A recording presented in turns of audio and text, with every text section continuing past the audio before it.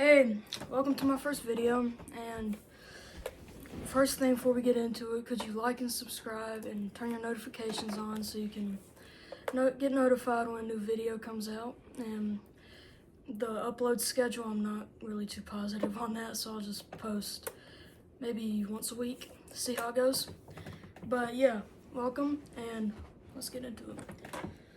So, the first part of the New World, the English tried to establish a colony on Roanoke Island in present-day North Carolina, and, well, that didn't go so well. And basically what happened, they tried to start a colony. It went good for the first 2 years, but the establisher of the colony, John White, he had to go back to England to gather supplies, but during this time the English were in a war with the Spanish, and he could not leave England for a period of 3 years. It's a long time. And those colonists were basically surviving off the land. They didn't really have much. So it was not too good for him.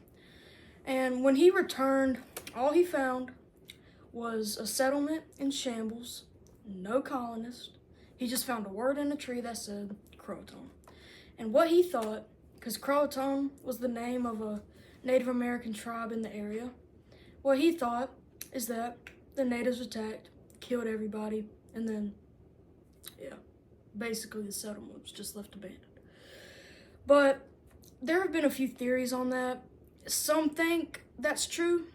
Others think they could have either starved, a disease, or because of like a bad starving, they didn't have many resources, they just went to live with the natives, which is they do have a lot of evidence on that. They have found some English items in old native Croatoan settlements, which it could be a possibility that they did that.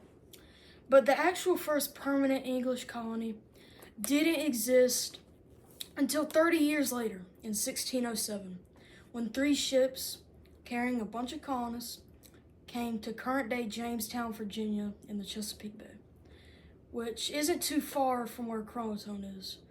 So it was basically in the same area as the Croatoan colony, just a little bit farther north. And during those first few years, the first year was it was okay.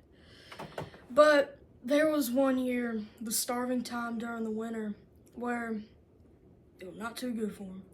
They had to eat shoe leather, dogs, cats, rats, and by eating all that, the rats, disease, yeah, you guessed it, disease. And so it wiped out 2/3 of the colonists. And after that, it was, no. But there was one light in the colony. And that was a man named John Rolfe, who had come from England carrying tobacco seeds, which, how he got his hands on those, because only the Spanish had tobacco seeds, do not know. So he could have been put to death if the Spanish found out he had tobacco seeds, because only the Spanish had them, which meant he had to steal them or get them through some shady cellars. And after the introduction of tobacco, the Jamestown colony, it flourished. It did really good. But the one thing that was always just kind of in the back of their minds, what if the Powhatan attacked? Because sometimes the relationship with the Powhatan and the colonists, it was off and on. They would have like a good trading season. They would trade with the natives. And then some years the natives would just attack them for just being there, I guess. Which, I could get that because they basically just invaded their land. And I would get why they would be angry. But the real conflict between the colonists and the natives came in 1622. And in 1622, that was the peak of the Anglo-Powhatan War. The Anglo-Powhatan War was a few skirmishes between the Powhatan and the colonists, which was a result of the colonists pushing back inland to start tobacco farms and plantations, which that was why the Virginia colony was flourishing, which was because of tobacco, so they wanted to make more of it, so they just pushed inland, which pushed the natives farther back. And after this, the natives in 1622, they just had enough. So they marched down to Jamestown, killed 350 of the settlers, basically all the settlers in Jamestown. But a few survived, and the Jamestown colony after that, it did good.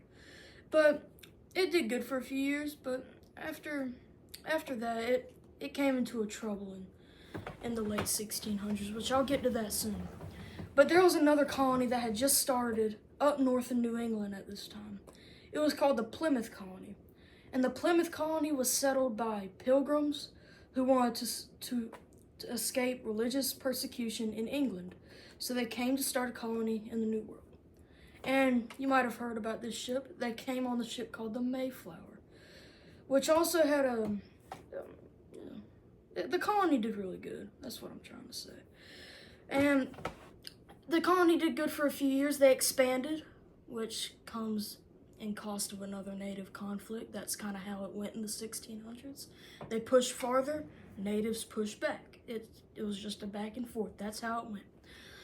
But the main native war was the King Philip's War, which came in the 1670s. It was from 1675 to 1676. So it only lasted 1 year.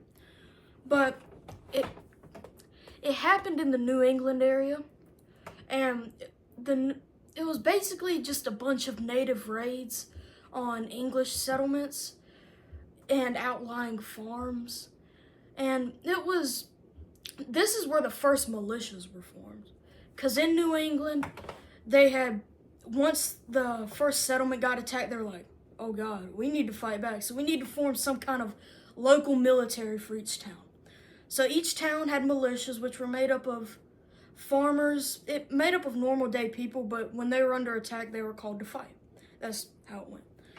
So they had the militias, and when the Virginia colony saw this going on, they were like, maybe we need to form some militias. Which, by this point, North Carolina and Virginia were the two southern colonies. Now, South Carolina, it was getting there, but Georgia, it wasn't there yet. There were some settlements in Georgia, like maybe 5, but they were not big settlements. They were just kind of small towns, I guess you could say, which were basically used for trading with the natives. And after this, the southern colony said, we should form militias just in case this happens to us, which it basically did in the western parts of all states. But other than that, the militias weren't really called until the Revolutionary War, which that basically, Revolutionary War, we'll cover that topic in a new video, but this video isn't quite over yet, because I have some other topics I want to cover. Bacon's Rebellion. Now, Bacon's Rebellion was a result of the Virginia Governor Berkeley's policy on natives getting, basically, the natives got some rights, and this really angered a plantation owner named Nathaniel Bacon, who gathered other angry planters to rebel against the policy.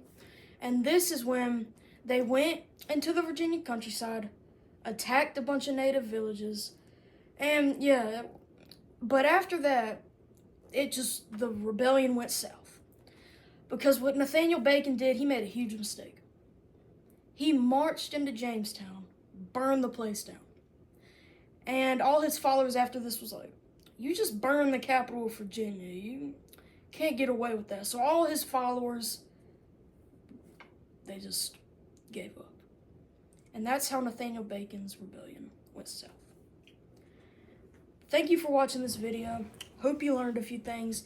If I said anything wrong, or if I gave you some wrong information, please tell me in the comments and I'll go back and fix it, look at my research. But thank you for watching this video. See you in a new one.